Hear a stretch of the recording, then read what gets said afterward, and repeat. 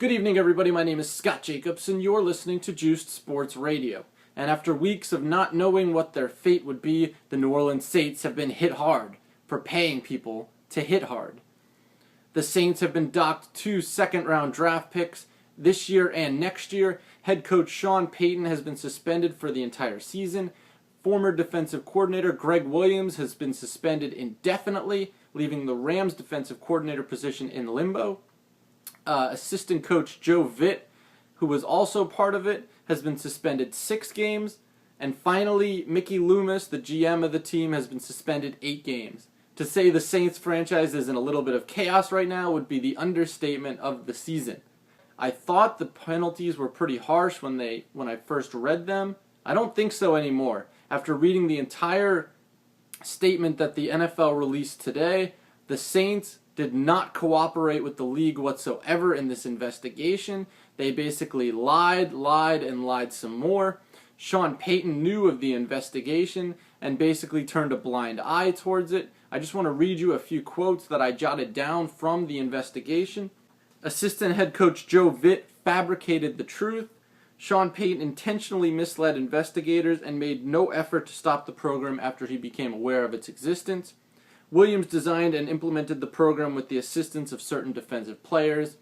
And as we knew before, Jonathan Vilma offered $10,000 to anyone who could take out Brett Favre in the NFC Championship game in 2009.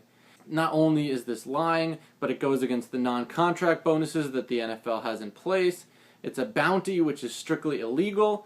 And when you talk about player safety, which has been a priority for Roger Goodell ever since taking office, the Saints really had no chance in this. I mean, when you combine lying with cheating, the mix is never good. So basically, the Saints tried to hide from this for 3 seasons. They kept pretending that it wasn't there, but the elephant in the room was eventually spotted, and today the Saints were hit hard.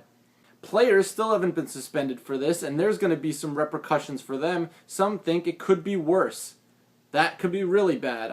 I understand Saints fans are livid right now. They probably feel betrayed. But as I said, if you read the whole NFL statement, if you lied and cheated in a investigation and your company found out, you would not only be suspended, you'd be fired. So the fact that Sean Payton and some of these other guys are able to keep their jobs is somewhat surprising. If this was the college ranks, I guarantee you they would have all been fired immediately.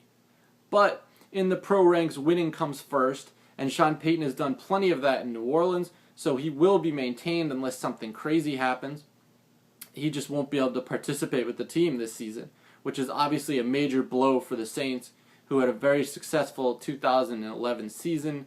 At the end of the day, the punishment does fit the crime. It may sound like a lot, but as I said, if you read the entire NFL statement that has been released today, it might not even be enough. Roger Goodell wants to nip this thing in the bud at the NFL level so that it doesn't happen in college, so that it doesn't happen in high school, and when you put harsh penalties out like this, that's the objective.